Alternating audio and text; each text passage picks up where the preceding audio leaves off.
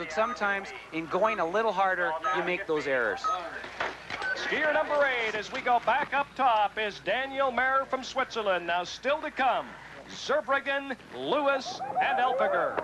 Well, this is the first of the Swiss onslaught, and they just start coming after this. Müller has been running very well in training, been handling these sweeping turns. We see him through Todd's twister.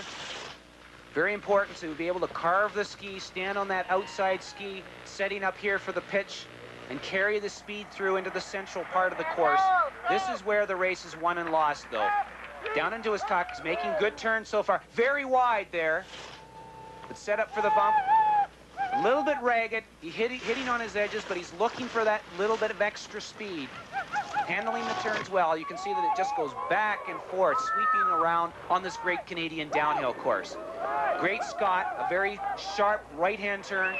Critical to carry the speed out onto this lower part, because if you don't have the speed, you've lost it. You just simply can't make it back.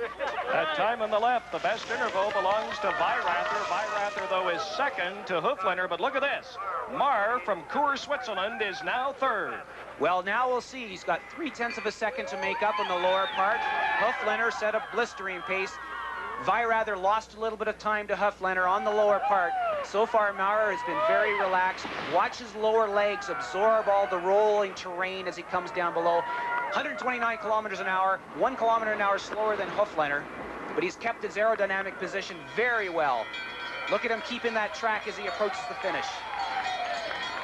Yes, Daniel Müller, the young Swiss skier, whose best performance has been a 5th at Bad Kleinkirchheim, goes into the lead ahead of Austrian Helmut Hoflener. Swiss onslaught continues. Here is Peter Müller. Müller, the favorite now, after winning 1 week ago today in Aspen, and of course having the best training times here this week at Panorama. Well, he's absolutely dominating training. Was over a second ahead yesterday, posting a 2:03.40.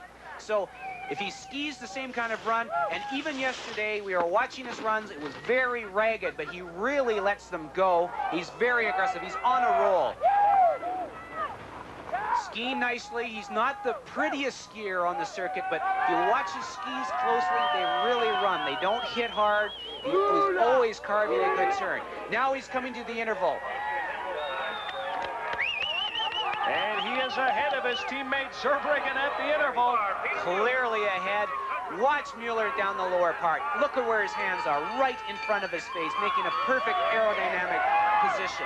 The legs move up and down, absorbing all the terrain, not out of control at all, always anticipating every roll, carving smoothly through Anderson's alley, the 2 turns. A little bit of problem there, but look at that speed, 130 kilometers an hour, and he's down into a low aerodynamic tuck now.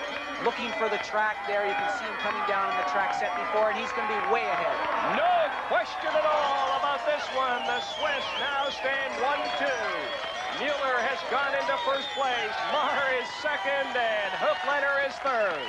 That will be a very tough time to beat. Peter